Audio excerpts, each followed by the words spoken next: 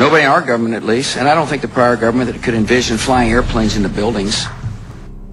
USA Today reports that in the 2 years before the attacks on September the 11th, NORAD conducted exercises using hijacked airliners as weapons. Pentagon planners also envisioned the attack on the Pentagon 5 months before it happened. According to this April 2001 Pentagon email, Air Force officials wanted a war game, having a terrorist group hijack a commercial airline and fly it into the Pentagon. The idea was to check response times to launch fighter jets. But according to the Pentagon email, the plan was ultimately rejected by senior Pentagon officials as too unrealistic. Hi, Boston Center, Team U. We have a problem here. We have a hijacked aircraft headed towards New York, and we need you guys to, someone to scramble some F-16s or something up there to help us out. Is this real world or exercise? No, this is not an exercise, no test.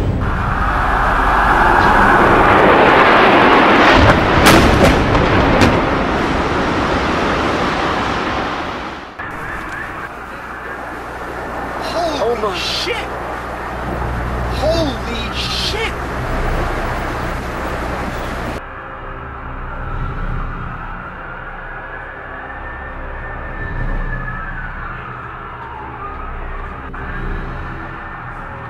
The entire building has just collapsed, as if a demolition team set off. When you see the old demolitions of these old buildings, it folded down on itself, and it is not there anymore. That should be it. It has completely collapsed.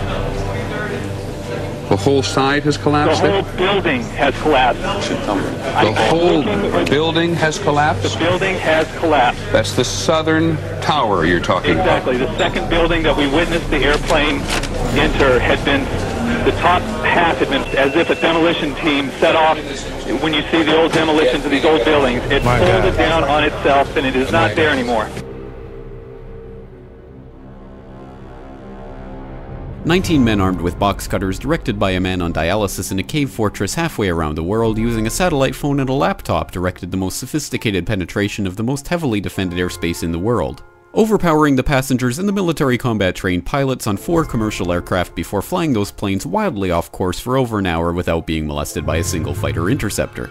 These 19 hijackers managed to knock down 3 buildings with 2 planes in New York, while in Washington, a pilot who couldn't handle a single-engine Cessna was able to fly a 757 in an 8,000-foot descending 270-degree corkscrew turn to come exactly level with the ground, hitting the Pentagon in the budget analyst office where DoD staffers were working on the mystery of the $2.3 trillion that Defense Secretary Donald Rumsfeld had announced missing from the Pentagon's coffers in a press conference the day before, on September 10th, 2001. According to some estimates, we cannot track $2.3 trillion in transactions. Created in the wake of 9/11 under the pretext of fixing the system that had somehow allowed 19 men with box cutters to supposedly commit the most egregious violation of American airspace in history, aided in no small part by the simultaneous failure of the entire American intelligence establishment and the most sophisticated air defense in the world.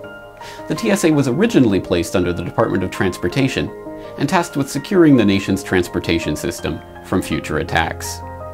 It was just a matter of months, however, before the TSA was transitioned into the newly created Department of Fatherland Security, and began turning the relatively benign process of clearing airport security into an ordeal that traumatizes and humiliates virtually everyone who has to endure it.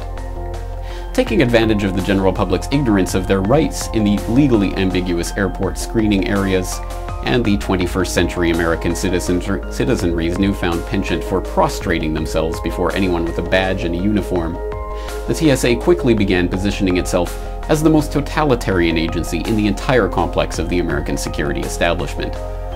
And that is no small feat.